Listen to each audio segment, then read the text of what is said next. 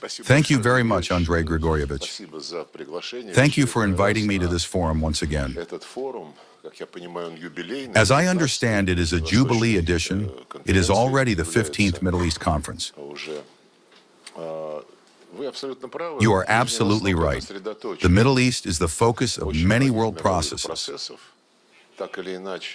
One way or another, even if they originate on other continents, many of these processes, one way or another, pour out into the Middle East, coming into conflict with the interests of other states.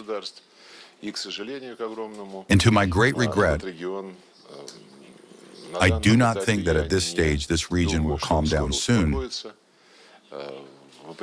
despite the huge number of initiatives that we all know about.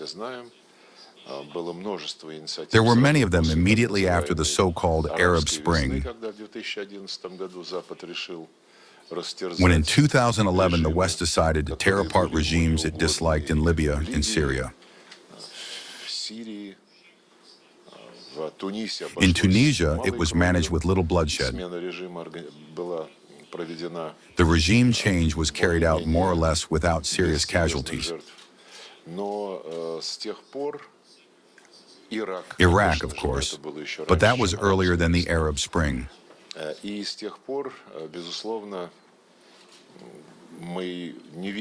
Since then, of course, we have not seen such tendencies that would reassure political scientists and those who truly want to facilitate the achievement of peace. All of this has been happening and continues to happen. Now the situation is developing in Yemen, in Sudan. What is happening around Somalia also causes echoes in the Middle East, especially in connection with the recent recognition of Somaliland by our Israeli colleagues and the reaction of Mogadishu. But all this is happening against the background of the main trends. And this trend, as it seems to me, consists of necessarily driving the Palestinian problem into a blind, hopeless dead end.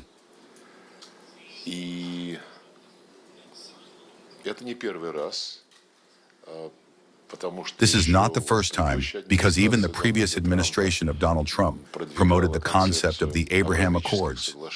The Abraham Accords, when the 2002 Arab Peace Initiative of the King of Saudi Arabia was turned upside down.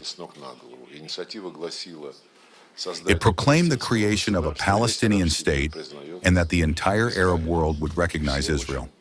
Everyone hoped that this is how it would happen. Moreover, after the League of Arab States approved the Saudi Arabian initiative,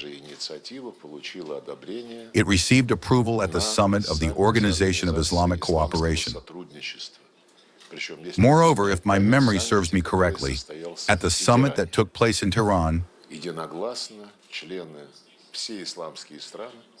unanimously, all Islamic countries supported the initiative in favor of recognizing Israel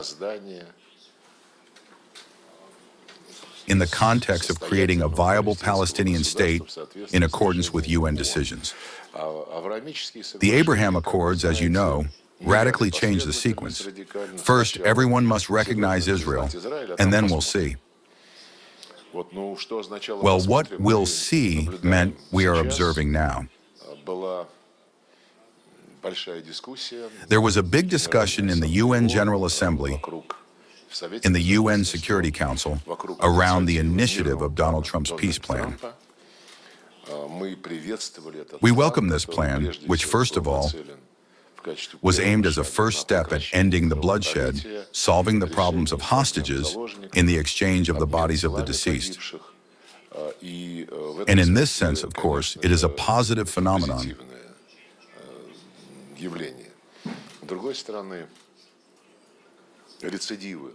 On the other hand, relapses of violence persist.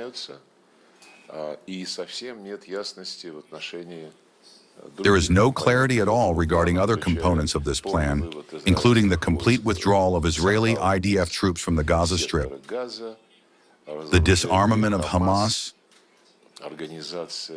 the provision of humanitarian aid,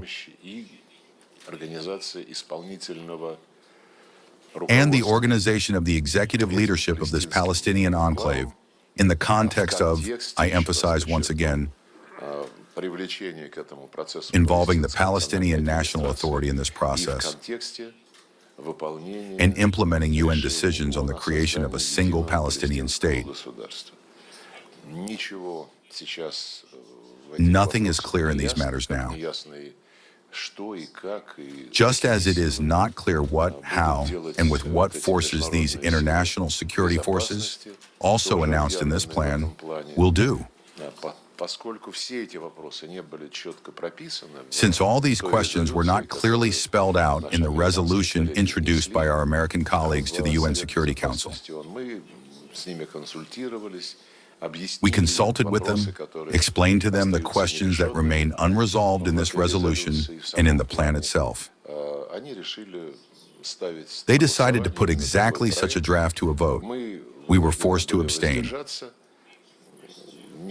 That is, some even thought that such a resolution should not be allowed to pass. It needs to be refined. But we received an urgent request from all Arab countries, our friends, including the Palestinians, an urgent request not to block this resolution. Therefore, we, together with the People's Republic of China, abstained. But this did not make the feasibility of the components of this plan I listed any closer. Every day we are convinced that additional efforts are needed. Yes, a peace council has been created. Structures subordinate to it have been created, including an executive structure of Palestinian technocrats. What their real powers are is unknown.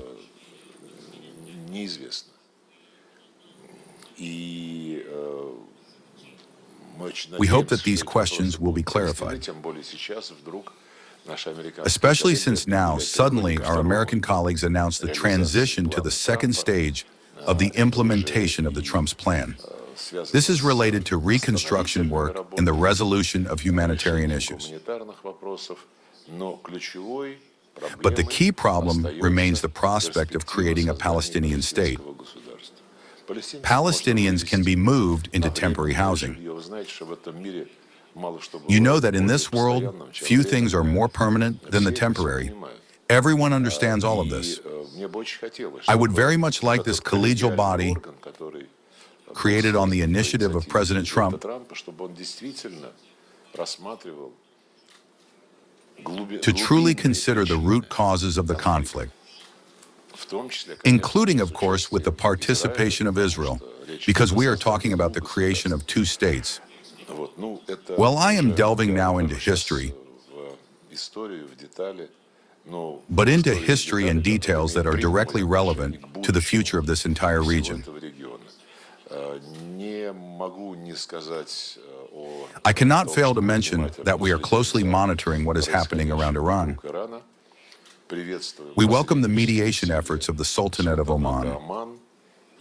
Yesterday, I spoke in detail with my friend, the head of the Foreign Policy Department of the Sultanate of Oman, Mr. Al-Busaidi. And of course, we proceed from the premise that there must be a peaceful settlement here. We understand that, as in the case of Palestine, some direct participants in the process have a temptation to use force and finish off their opponents, so to speak. But this is a wrong aspiration. It will only accumulate problems, and it will in no way solve them or ensure the security of a single state. I think you all understand this perfectly well. Therefore, we are in constant contact with our Iranian friends, including jointly with our Chinese colleagues. We are troubled and concerned about the future of Iran. There are many other aspects of the Middle Eastern situation. It is seething practically everywhere there. Speaking of Iran, of course, we are interested in a full normalization of relations between Iran and the Cooperation Council for the Arab States of the Gulf. After Saudi Arabia and the Islamic Republic of Iran restored diplomatic relations, the necessary prerequisites, in my opinion, have been created for this.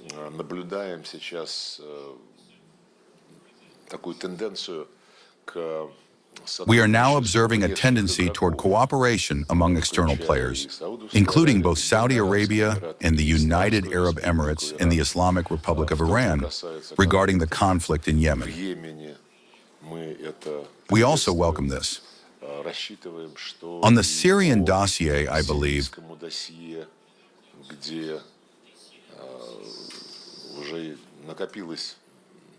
a rich history of interaction has accumulated among Russia, Turkey, Iran, and other neighboring countries. Libya also requires constant attention, as does Iraq by and large. Because in Iraq, although the contradictions there do not manifest themselves as acutely, the consequences of the 2003 aggression, which undermined the foundation of statehood, have also not been overcome. Not as hopelessly as in Libya, but nevertheless. And of course, in Syria, events are unfolding now.